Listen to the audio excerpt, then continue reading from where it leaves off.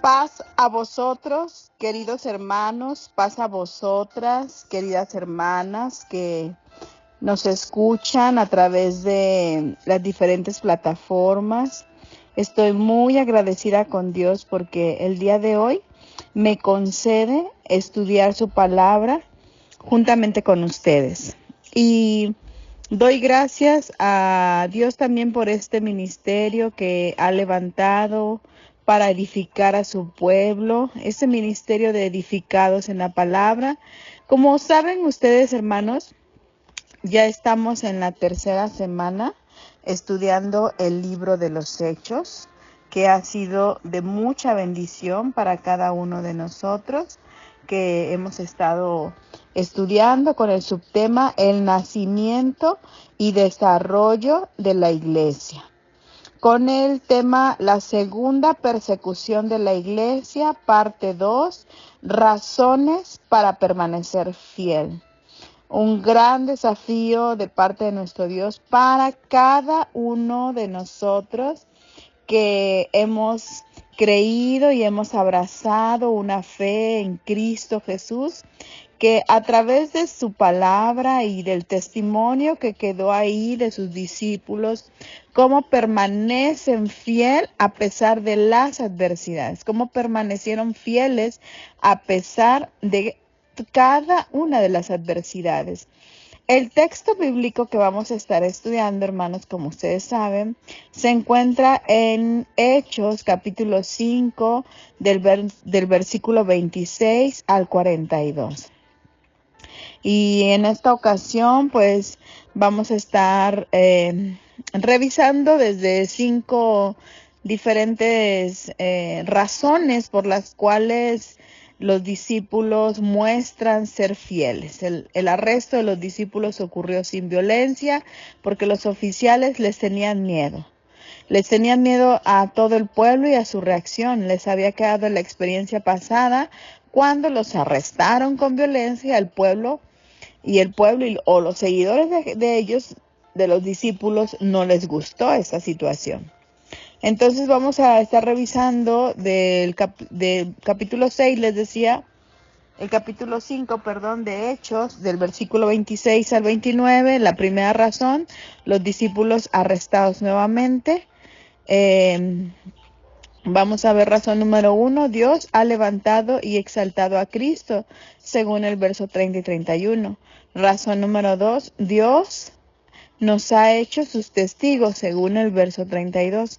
Razón número 3, Dios tiene voluntad que debe ser hecha, según los versículos 32 al 40. Y razón número 4, Dios es capaz de liberar en medio de las dificultades, según el versículo 41 al 42.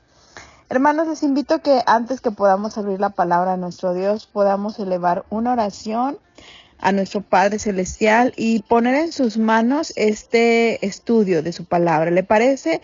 Ahí en el lugar donde se encuentra, tal vez ahí está en la comodidad de su casa o está de camino a su trabajo o en el transporte, o ya está haciendo sus actividades ahí en casa, hermano, hermana. Acompáñenme. Haga esta oración en su mente y pidamos a Dios que nos guíe en el estudio de su palabra. Oremos. Bendito Padre Celestial que estás en las alturas de los cielos, gracias, Señor, te doy porque tú eres bueno, Padre, porque para siempre es tu misericordia, Señor, y porque tú estás con nosotros a cada instante. Y en este momento elevo mi oración, Señor, para que tú seas quien dirija este estudio de tu palabra. Que seamos edificados y edificadas en tu palabra, Señor, y que sea de bendición para tu pueblo. Padre, que lo que aquí se diga sea guiado única y exclusivamente por ti, Señor. Te suplico que nos guíes, nos des entendimiento, nos des sabiduría a esta sierva tuya, Señor, que hable solo tus palabras y no las mías, Padre. Y, Señor, que sea de bendición primeramente para mí, Señor, que estoy aquí compartiendo esta palabra, pero también para todo aquel que la escucha. Que tú, Señor, abra su entendimiento escucha esta plegaria, perdona mis pecados, Señor, bendícenos y Padre, todo esto te lo suplico, no porque yo tenga algún mérito, Señor, sino que todo amparado en el dulce nombre de tu Hijo Jesucristo. Amén. Muy bien, hermanos, les invito también que si tienen la posibilidad, saquen su Biblia. Si no, síganme, escúchenme y reflexionemos en ello. Vamos a leer este pasaje que les decía, que está en Hechos 5, a partir del versículo 26. ¿Está usted listo? ¿Está usted preparada para escuchar la palabra de Dios? Dice así: entonces fue el jefe de la guardia con los alguaciles y los trajo sin violencia, porque temían ser apedreados por el pueblo. Cuando los trajeron, los presentaron en el concilio y el sumo sacerdote les preguntó diciendo: ¿no os mandamos estrictamente que no enseñases en ese nombre? Y ahora habéis llenado a Jerusalén de vuestra doctrina y queréis echar sobre nosotros la sangre de ese hombre. Respondiendo Pedro y los apóstoles dijeron: es necesario obedecer a Dios antes que a los hombres.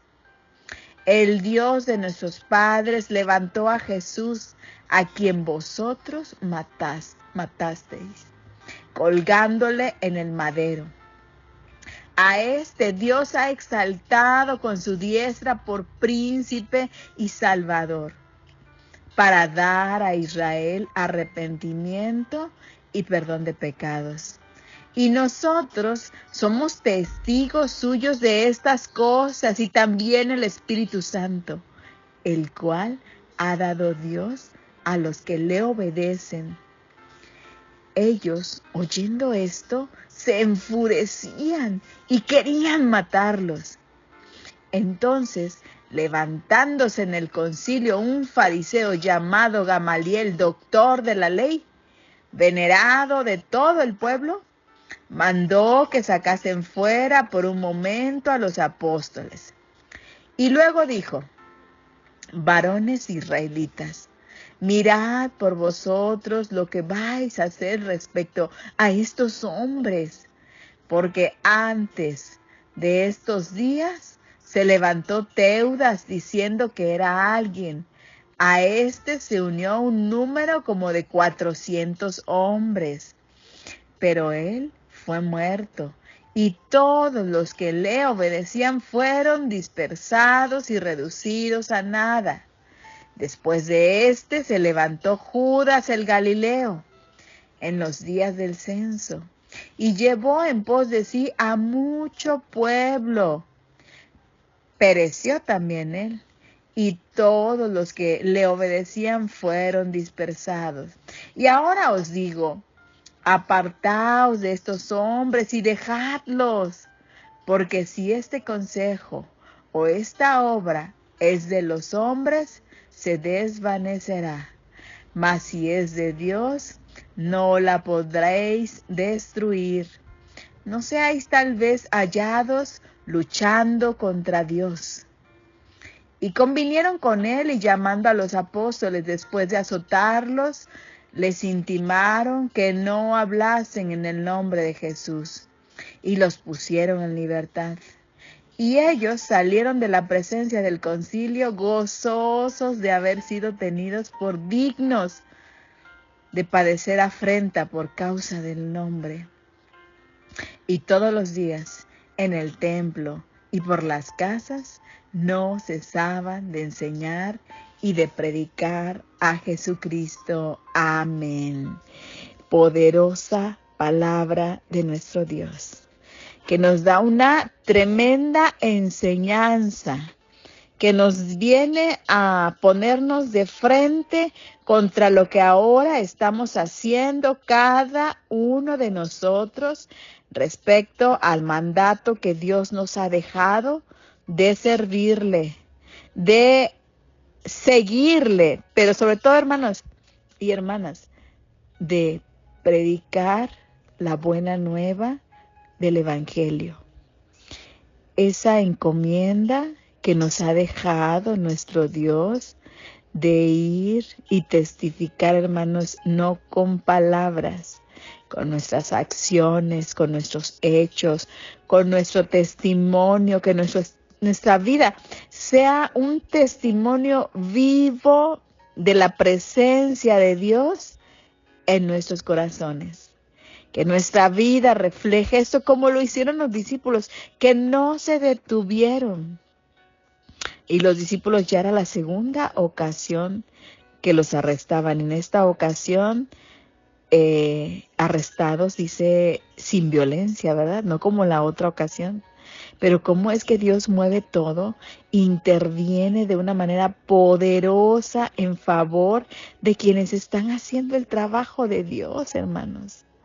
No sé cuántas experiencias, si usted se pone a recordar ahorita cuántas experiencias similares he pasado en mi vida, donde he sido perseguido por predicar la palabra, y no al grado de que lo persigan y lo metan preso, porque en muchos de los países en los que llega ahorita esta palabra, tenemos y gozamos de libertad. Libertad de culto, libertad para reunirnos, para hablar a las personas. Sin embargo, también sufrimos otro tipo de persecución. También sufrimos de señalamientos, de críticas por nuestra fe, hermanos. Estos discípulos fueron llevados ante el cuerpo gobernante de ese momento, el Sanedrín, acusados de 3 cargos. El primero, quebrantar la ley del gobierno. El segundo, enseñar una doctrina falsa, alborotando al pueblo. Y el tercer cargo que enfrentaron fue provocar una insurrección, acusando falsamente al gobierno de asesinato, como ustedes se recordarán en nuestra lectura, que decían que ellos, los discípulos, decían, ustedes mataron a este Jesús. Entonces, pues era también un delito considerado para ellos, ¿verdad? Y sus respuestas fueron muy valientes. Tuvieron varias razones.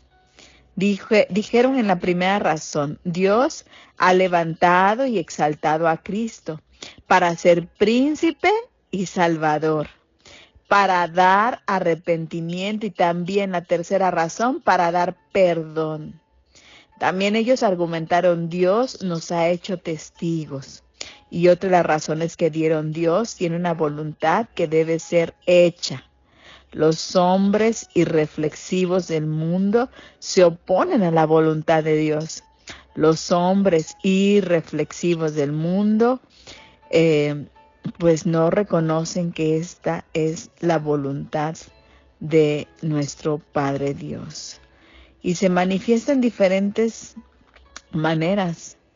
Usted lo puede ver en esta lectura. La razón número 4 dice, Dios es capaz de librarnos en medio de las dificultades, capaz de promover un sentido de privilegio, también capaz de darnos gozo, aunque parezca muy difícil la situación, porque Él obra. Él de una manera maravillosa obra en esas situaciones que enfrentamos, capaz de darnos el valor de continuar enseñando y predicando. Los discípulos dieron este testimonio y ya habían sufrido esta persecución. Decíamos que pues era su segundo arresto, ¿verdad? Este arresto sin violencia, porque los oficiales, como decía ahí en la palabra de Dios, tenían miedo a la reacción del pueblo. Al parecer, los oficiales habían maltratado a los discípulos anteriormente, como usted lo puede ver en el versículo 18, llevándolos por la fuerza. Y en esta ocasión, los discípulos fueron llevados ante el Sanedrín, el cuerpo, pues, dominante del gobierno, para que también los juzgaran, ¿verdad? Y pues como ya les comentaba, se les atribuían estos cargos, que eran 3 cargos. Habían quebrantado la ley que prohibía predicar el nombre de Jesucristo y también de su resurrección, según Hechos 4:18. Y usted como le dije hace ratito, usted puede tener en su memoria, puede recordar un momento en el que también se sintió así como los discípulos, perseguido por su creencia, perseguido por su fe.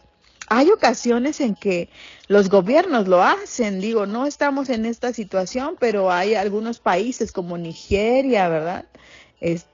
Corea también, en esa situación, en esos países donde no se permite hablar de la palabra de Dios, está prohibido.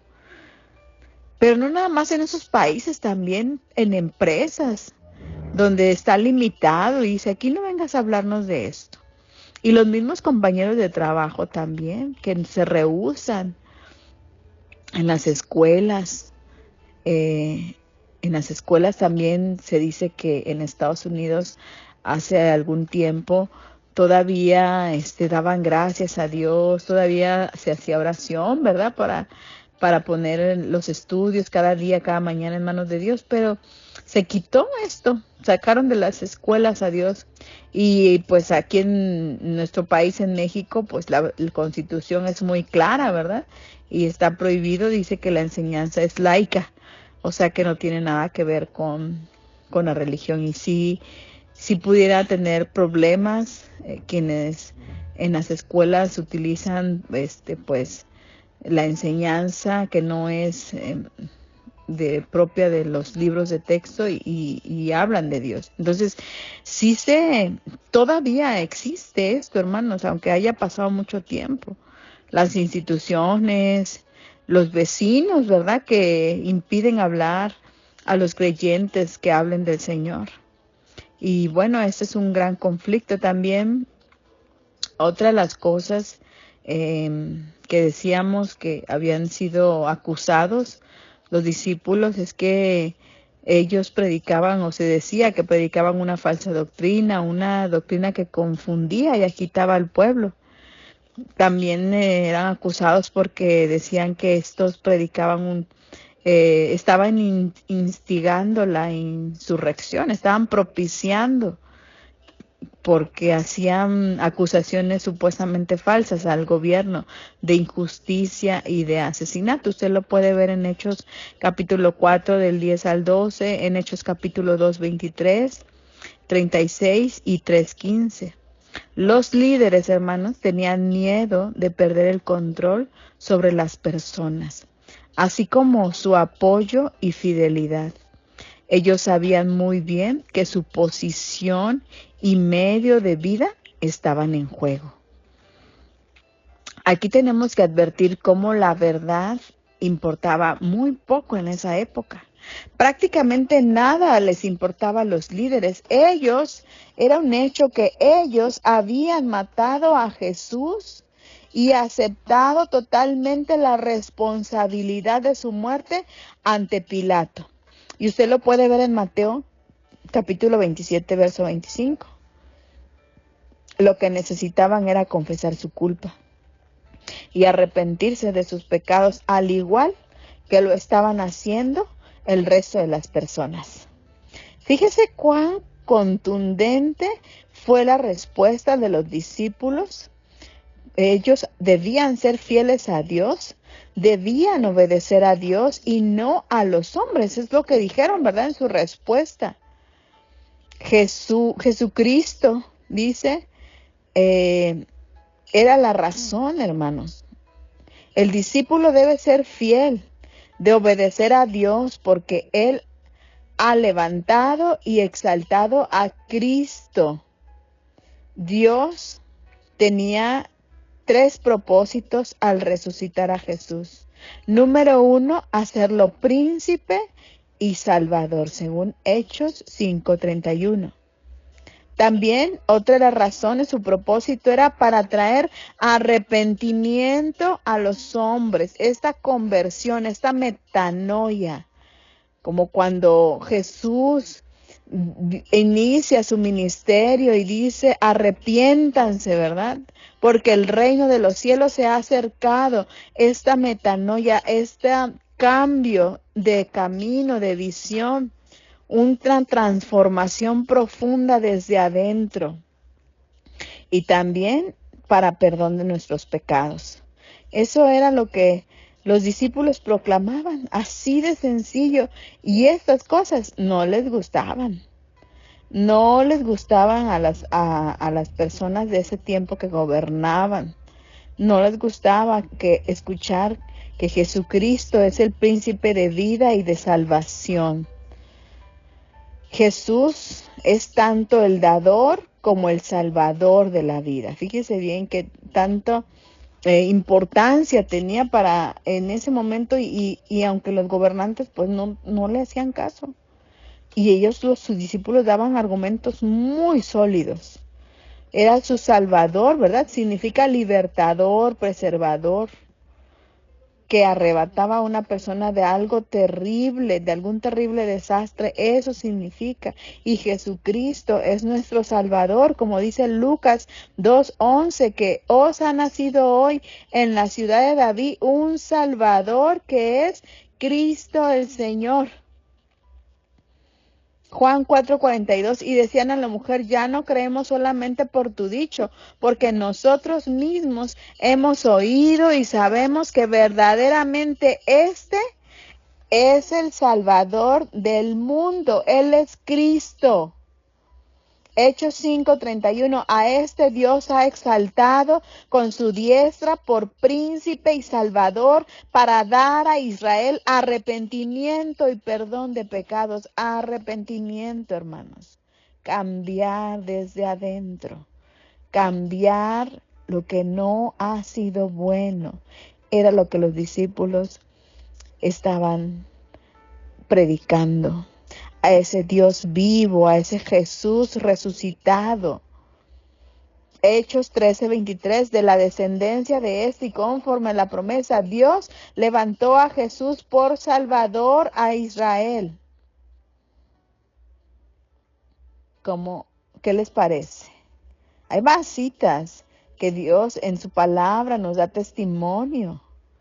Filipenses 3:20, más nuestra ciudadanía está en los cielos, de donde también esperamos al Salvador, al Señor Jesucristo.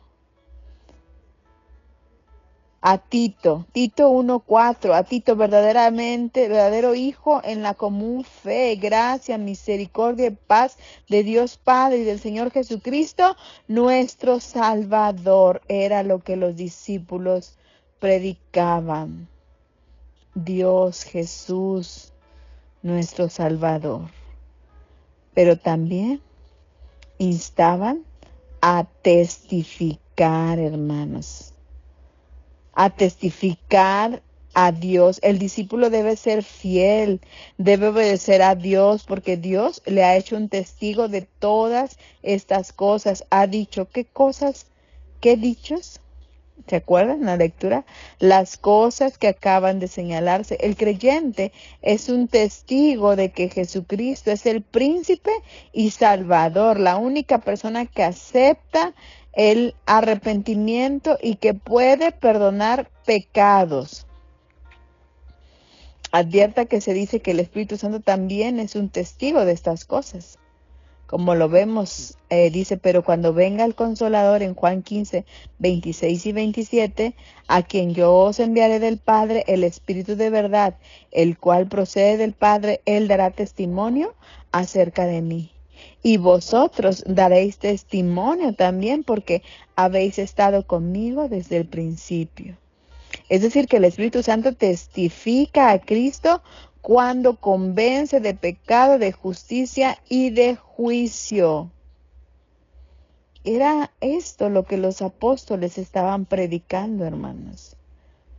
Estas señales, estos prodigios que hacen. Y pues había personas que no le gustaban, ¿verdad? No le gustaban escuchar la maravillosa obra de Dios, la presencia y poder guiando y cuidando, cumpliendo su propósito y cumpliendo la misión que cualquiera la puede realizar, cualquier persona que esté dispuesto o dispuesta a obedecerle.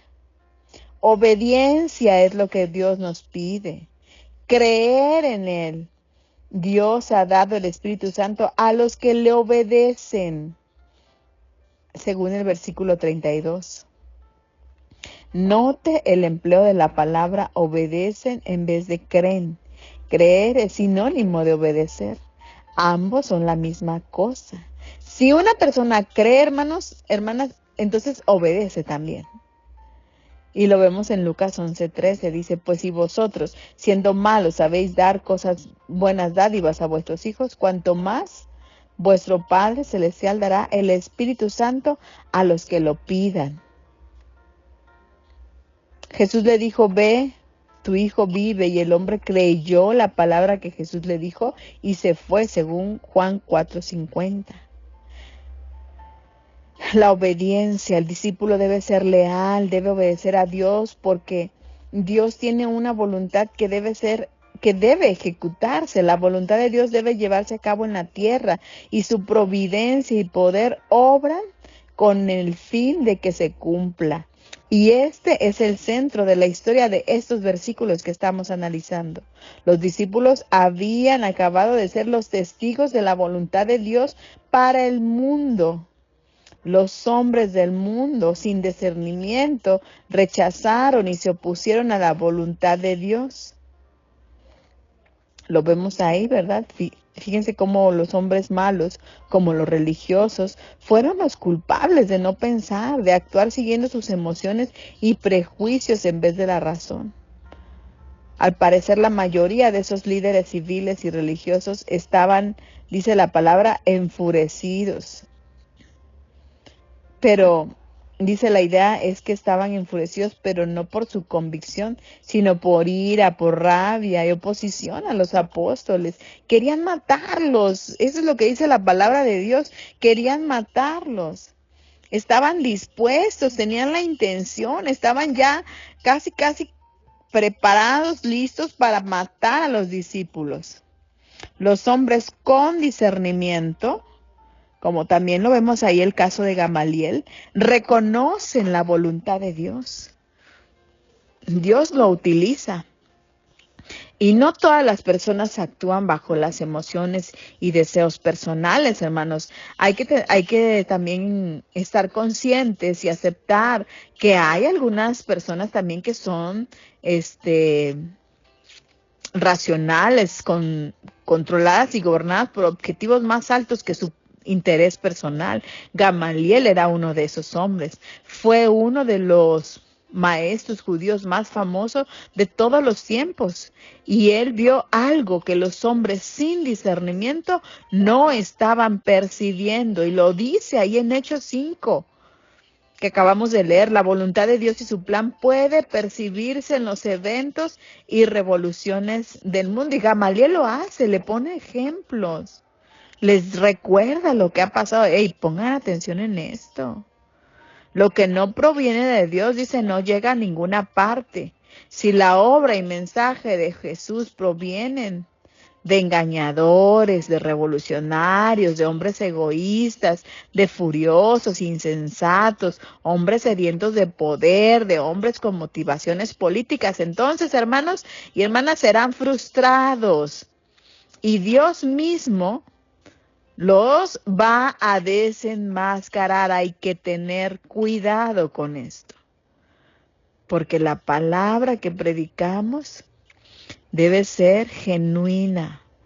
Debe ser desde el corazón, desde nuestro corazón transformado. Primero nosotros experimentar esta transformación interna en nuestras motivaciones. Dios las conoce. Usted debe dar la honra y la gloria a Dios siempre. Solo a Dios la gloria, a nadie más.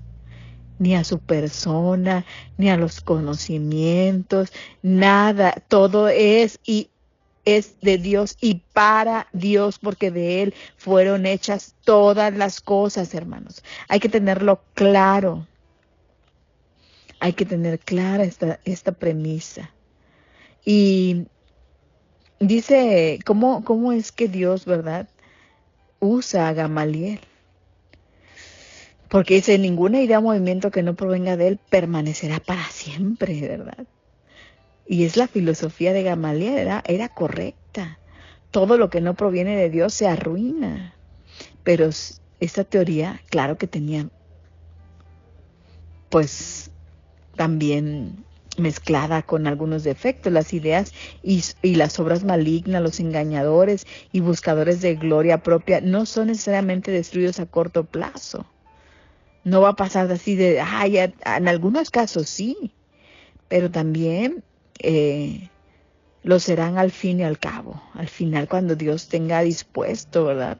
No quiere decir que va a ser inmediato o pronto. A veces se permite que el mal reine para que los hombres despierten y comprendan su necesidad de Dios y su liberación de estas ideas egocentristas, ególatras.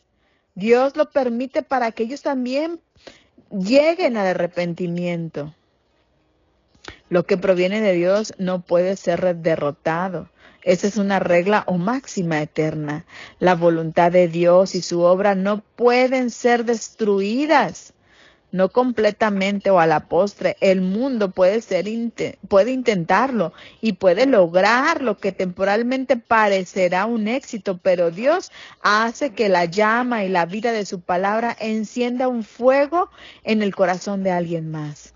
Su palabra y vida, el mensaje glorioso de su Hijo Jesucristo, a quien Él ha exaltado como príncipe y salvador, no pueden extinguirse, hermanos. Simplemente la palabra de Dios no puede extinguirse. Hay que tenerlo muy claro. Mateo 16:18, y yo también te digo que tú eres Pedro, y sobre esta roca edificaré mi iglesia, y las puertas del Hades no prevalecerán contra ella. Este fue el consejo de Gamaliel, un hombre con discernimiento en este mundo. A los otros hombres que estaban en el concilio, dijo: dejen en paz a los que creen en Jesús, déjenle seguir haciendo el bien que están haciendo, cosechen los frutos de su ministerio. Si no son de Dios, pronto desaparecerán del escenario. Si son de Dios, ni todas las fuerzas del mundo podrán derrotarlos. Estarán luchando contra Dios, dijo Gamaliel. Y el concilio estuvo de acuerdo. Y luego de azotar a los apóstoles por predicar en el nombre de Jesús, según lo vemos también en Lucas 18, 32 y 33, volvieron a emitir la ley. No podía predicar en el nombre de Jesús. Esta es una referencia, hermanos, lo que les mencionaba en Lucas. Volvieron a predicar en el nombre de Jesús. Vamos a ver qué dice Lucas 18, 32 y 33. Dice de esta manera: pues será entregado a los gentiles y será escarnecido y afrentado y escupido. Y después que le hayan azotado, le matarán. Mas al tercer día resucitará. Amén. ¿Cómo es que los miembros del concilio estaban de acuerdo en todo lo que le pasó a Jesús, y ahora también en azotar a los apóstoles? Y volvieron a emitir esa ley que no se podía predicar en el nombre de Jesús. Tenga en cuenta lo siguiente con respecto a la voluntad de Dios. El hombre que se opone a Jesús y a sus siervos están luchando contra Dios mismo. Jesús lo dijo, usted lo puede leer ahí en Mateo 12:30. El que no es conmigo, contra mí es. Y el que conmigo no recoge, desparrama. Hechos 9:4. Y cayendo en tierra, oyó una voz que le decía: Saulo, Saulo, ¿por qué me persigues? Romanos 2:5. Pero por tu dureza y por tu corazón no arrepentido, atesoras para ti mismo ira, para el día de la ira y la revelación del justo juicio de Dios. Amén. Todas estas referencias nos damos cuenta que la palabra de Dios no puede ser resistida. Y se lo dijo Jesús: dura cosa te es dar golpes contra el aguijón. O sea, tú mismo te haces daño. Gamaliel fue uno de los maestros más sobresalientes de la historia judía y su nombre significa el premio de Dios. Era fariseo, era el nieto de Eliel, quien fue el fundador de la escuela liberal de la ley judía. Era doctor en la ley, tenía tanta preparación académica en la ley como era posible. Era tan querido y respetado que se le dio el título de rabino, o sea, maestro. Se dice que fue el primero de los únicos 7 hombres que hayan recibido ese título. Era un hombre con discernimiento, extremadamente sabio, un hombre con una firme fe en Dios y en su providencia. Y el pasaje que estamos analizando así lo indica. Él fue el afamado maestro de Saulo de Tarso. ¿Recuerda cuando lo menciona Saulo? Que luego se convertiría en el apóstol Pablo. Existe la posibilidad de que Pablo estuviera presente en esta discusión. Probablemente él mismo, apóstol Pablo, en ese momento Saulo de Tarso, haya sido miembro de ese Sanedrín. ¿Qué le parece? Dios pide obediencia. Dios pide obediencia. Y fíjese que cuando Gamaliel refiere a Teudas y Judas, muy poco se sabe de estos 2 revolucionarios. Y se le menciona porque ambos encabezaban revueltas en contra de los romanos y tuvieron un final nulo. Es decir, no estaba en el plan de Dios que ellos triunfaran. Así que sus esfuerzos pues no tuvieron ningún resultado. El versículo 41 y 42 de este capítulo 5 que estamos analizando, el discípulo debe ser leal, debe obedecer a Dios, porque Dios es capaz de librar al obediente en medio de la dificultad. Dios libró a los discípulos, los habían golpeado terriblemente, pero Dios los libró de una forma maravillosa. Dios despertó en el corazón perseguido un sentido de privilegio. Ellos se veían a sí mismos como privilegiados al sufrir vergüenza por Cristo. Dios despertó en el corazón perseguido un sentido de gozo y regocijo. ¿Qué le parece? Dios despertó en el corazón perseguido un sentido de coraje y misión. Ellos seguían todos los días en el templo. Es lo que dice aquí, ¿verdad? Que todos los días enseñaban y predicaban. Y a pesar de la oposición, hermanos, ellos se sentían obligados a hablar de las gloriosas y nuevas del Evangelio. Dios había enviado a su Hijo al mundo para salvar a los hombres, como lo vemos en el versículo 30 y 31. Y ya lo sabían ellos, porque Jesús se los había dicho, y seréis aborrecidos de todos por causa de mi nombre, mas el que persevere hasta el fin, este será salvo. Amén. Según estos pasajes de nuestra Biblia, donde Dios les está diciendo, Jesús mismo le está diciendo a sus discípulos que perseveren. En Mateo 10:22. Mateo 5:11, Hechos 11:25. Hermanos, hermanas, el llamado en este momento es para nosotros. Para cada uno de nosotros Dios nos llama como sus discípulos para que sigamos adelante. Para que usted no dé ni un paso atrás. A pesar de que haya personas a su alrededor que quieren hacerle daño, que lo critican, que tal vez usted ha escuchado que esas personas hablan mal de usted, que quieren interponerse en su misión de expandir la palabra de Dios. Hágalo con amor, hermanos. Jesús nos dijo, ora por ellos, bendícelos, a tus enemigos, bendícelos. No pida mal para ellos. Los discípulos no hicieron eso, ellos se fueron gozosos. Ellos iban llenos de gozo y sintiendo ese gran privilegio. Estoy segura que los bendijeron, que dijeron, Dios bendícelos, transforma sus corazones, Dios sé con ellos. A eso somos llamados, a amar a nuestros enemigos, porque dice Jesús, pues, ¿qué tiene, o sea, de extraordinario que ames a los que te aman? No, bendice a quienes te buscan el mal. Ora por ellos, bendícelos, ámalos. Somos llamados a eso. Y deseo que en esta tarde llevemos ese desafío con nosotros, que no nos avergoncemos de decir que somos discípulos de Jesús, que no nos avergoncemos de compartir la palabra, de darle una palabra a un compañero de trabajo que lo vemos afligido. A veces pensamos y decimos, ay no, ¿qué va a decir de mí?